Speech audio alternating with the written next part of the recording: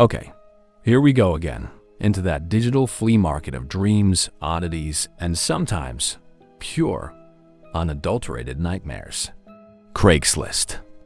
A place where you can find a used couch, a new job, or perhaps unwittingly stumble into a story that will haunt your waking hours. Tonight, we're diving deep into a strange story, allegedly true accounts from the shadowy corners of Craigslist, where a simple click can lead to an encounter you'll wish you could erase from your memory. The story is designed to build, to creep under your skin, so settle in. Ever scrolled through Craigslist late at night? That endless bazaar of human offerings. A vintage lamp, a missed connection, a job that promises quick cash. It all seems so mundane, so utilitarian. But what lurks behind the anonymous listings and hastily typed emails? What desperate or dangerous intentions can hide behind a pixelated screen? Tonight, we peel back that veneer of normalcy. Because sometimes, the most terrifying things aren't found in haunted houses or ancient crypts. They're waiting for your reply, just a click away. Welcome back, my fellow explorers of the unsettling. It's good to have you here, huddled around our digital campfire. Tonight, as I mentioned, we're venturing into the often bizarre, occasionally treacherous territory of Craigslist. It's a platform built on a certain degree of trust in strangers, a handshake in the digital dark. And while countless perfectly normal transactions happen every single day, the stories we're focusing on are the exceptions, the ones that go horribly wrong. I've sifted through numerous accounts, looking for those that possess that particular chill, that authentic ring of unease that speaks to a genuinely disturbing experience. These aren't tales of simple scams or bad deals. These are stories about encounters that step over the line into the truly unnerving, the kind that leave a lasting psychological mark. We have 3 stories for you this evening, each one a journey that begins with a seemingly innocuous click and spirals into something far darker. We'll delve into the unsettling mystery of a free item that comes with too many strings attached, the chilling reality of a job that's far more than it seems, and an encounter that proves even the most casual connection can turn sinister. These narratives are detailed, designed to immerse you in the protagonist's growing dread. We're aiming for around a 20-minute descent here, so make sure you're comfortable, or as comfortable as one can be when confronting the creepy side of human nature. Before we begin, if this is your kind of unsettling exploration, do consider liking this video, subscribing to the channel, and perhaps ringing that little notification bell so you don't miss our future dives into the shadows. And if you have your own Craigslist horror story that you'd be willing to share, I'll have details at the end on how you might do that. Alright then, let's dim the virtual lights. Our first story tonight comes from a viewer named Chloe, and it's a stark reminder that sometimes free can come at a very high cost. She calls this one The Giver's Piano. Chloe was a music student, passionate about piano, but like many students, perpetually broke. She lived in a small, older apartment that barely fit her keyboard, let alone the upright piano she dreamed of. So, when she was idly browsed the free section of Craigslist one rainy Tuesday afternoon, a habit born more of boredom than actual expectation, her heart skipped a beat. The ad was simple. Free upright piano, good condition, must pick up ASAP, serious inquiries only. There was a blurry photo of what looked like a beautiful, albeit slightly dusty, vintage wooden piano. It seemed too good to be true. Pianos, even old ones, usually had some value, or at least a hefty moving fee attached. This one was just free. Chloe's mind raced. Her apartment was on the ground floor, a small miracle, and she had a couple of strong friends who owed her favors. Maybe, just maybe, this was possible. She replied to the ad immediately, expressing her keen interest, her student status, and her ability to arrange pickup quickly. An hour later, a reply landed in her inbox. It was from a man named Arthur. His email was brief, almost curt. He confirmed the piano was still available. He stated she was the first serious-sounding reply. He then laid out the conditions for pickup, and this is where the first faint, almost imperceptible alarm bell began to chime in Chloe's mind. Arthur wrote that the piano was located in his late mother's house, about 40 minutes outside the city. He wouldn't be there himself. The house was, he claimed, currently vacant and due to be sold. He would give her the address and the code to a lockbox by the back door, which contained the key. She could go anytime in the next 48 hours, but he needed it gone before an estate sale company came through to clear the rest of the house. He also added a peculiar instruction. Please only take the piano. Do not disturb anything else. And please, be respectful of the space. My mother was very particular. Chloe reread the email. It was a little odd, the idea of letting a stranger into an empty house unsupervised. But then again, he was giving away a piano. Maybe he just didn't want the hassle of meeting people or the emotional toll of being in his late mother's house. She rationalized it. The respectful of the space part seemed reasonable enough. She emailed back, agreeing to his terms, and thanked him profusely. Arthur replied with the address, the lockbox code, and a final, slightly chilling sentence. She loved that piano. I hope it finds a good home with someone who will appreciate its voice. The next afternoon, Chloe and her two friends, Mark and Sam, borrowed a friend's pickup truck and drove out to the address. The house was an older two-story Victorian, set back from a quiet country road, surrounded by overgrown gardens. It had a slightly melancholic, neglected air. Paint was peeling, and some of the windows were dark with grime. It wasn't menacing exactly, just sad. They found the lockbox, retrieved the key, and let themselves in through the back door, which opened into a dim, musty-smelling kitchen. Old wallpaper, yellowed appliances. It was like stepping back in time. "Hello?" Chloe called out tentatively, even though she knew no one was supposed to be there. Only silence answered, thick and heavy. The house was filled with antique furniture, all draped in white sheets, looking like a congregation of ghosts. Dust motes danced in the slivers of light penetrating the grimy windows. The air was heavy, still, and smelled faintly of old paper, lavender, and something else. Something vaguely medicinal Chloe couldn't quite place. "Okay, piano hunt," Mark said, breaking the silence, his voice sounding unnaturally loud. They moved through the downstairs rooms. The living room, also draped in sheets, held the distinct outline of a grand piano under one of the coverings, but Arthur had specified an upright. Then, in what must have been a music room or a parlor at the front of the house, they found it. It was beautiful.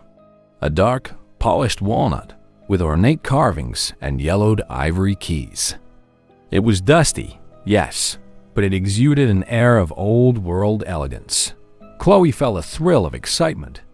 She lifted the key cover. Some of the keys were chipped, but overall, it looked to be in remarkably good shape for a free instrument.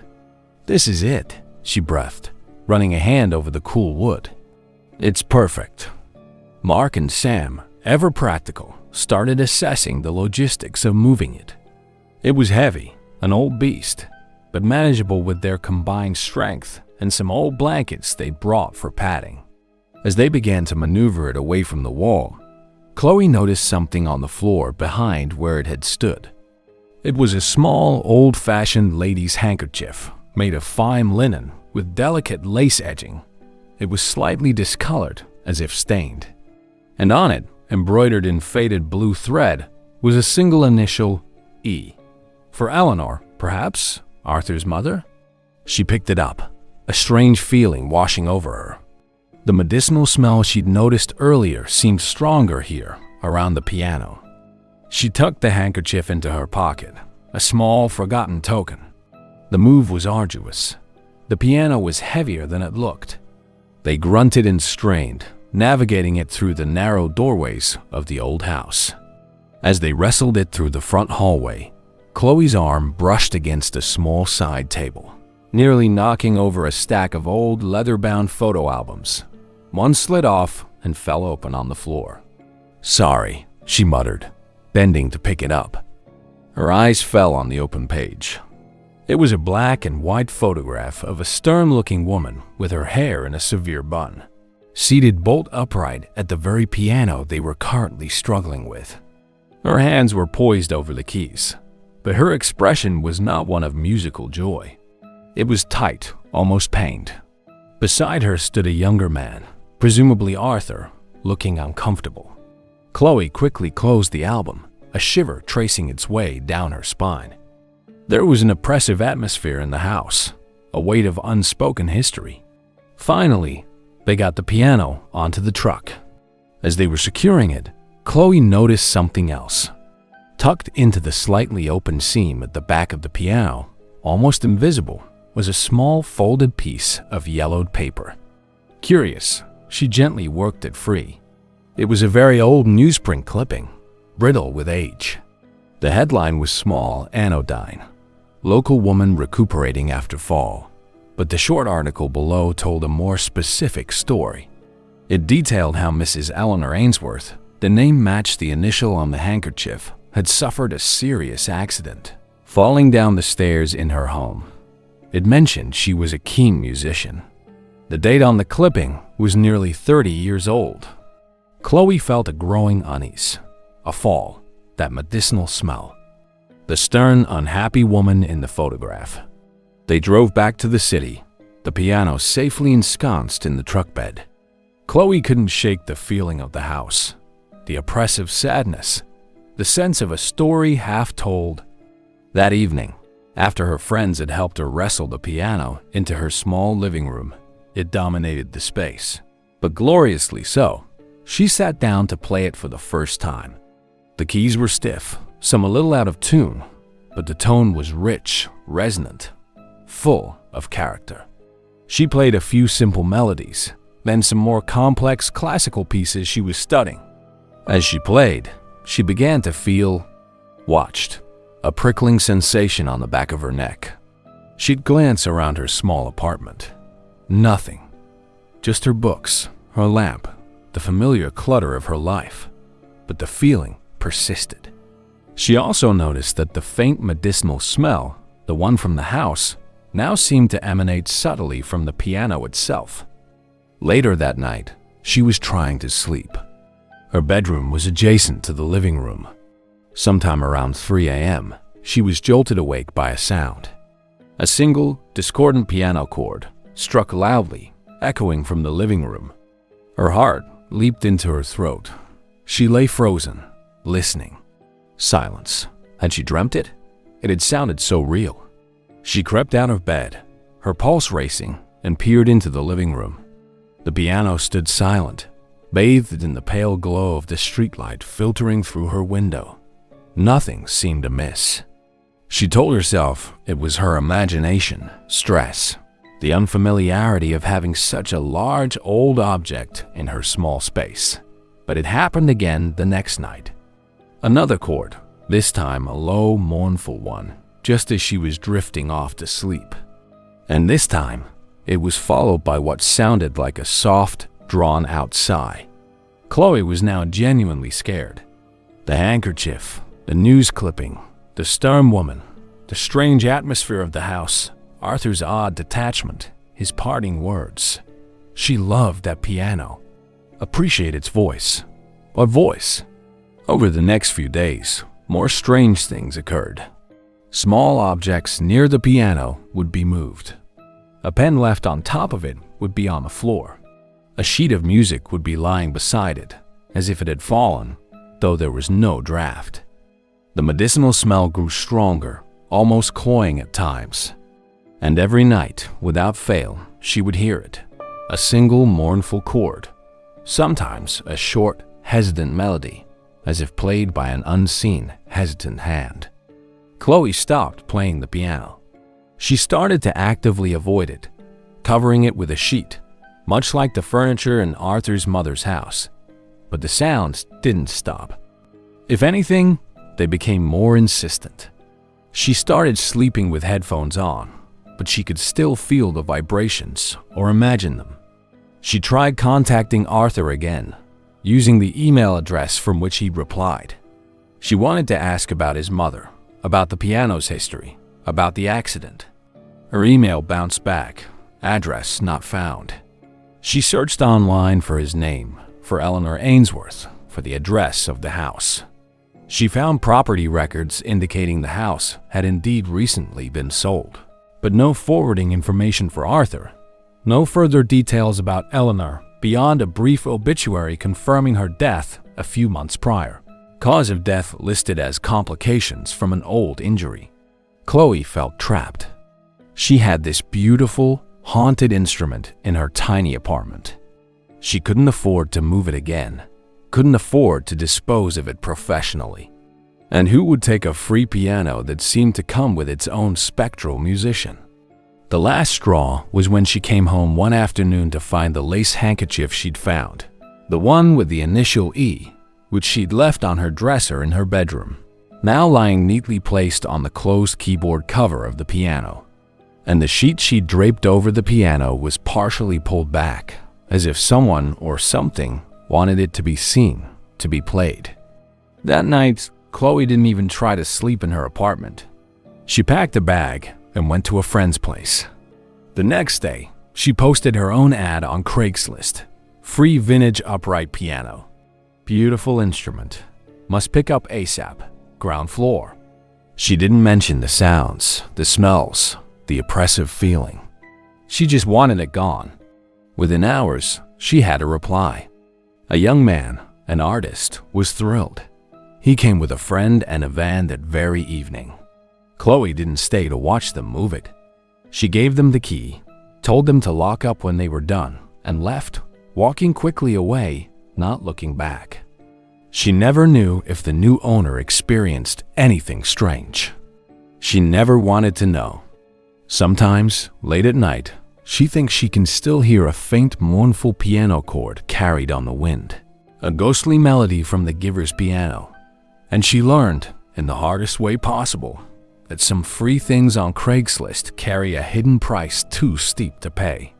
A chilling story, isn't it? That sense of an object imbued with the sorrow, perhaps even the presence of its former owner.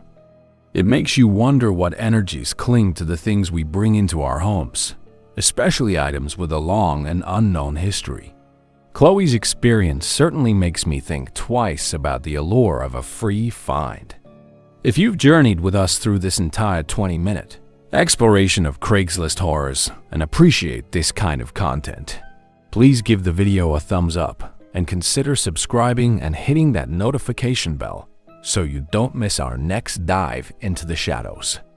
If you have your own true disturbing story, Craigslist related or otherwise, that you'd like to potentially have featured on this channel, please let us know in the comment section.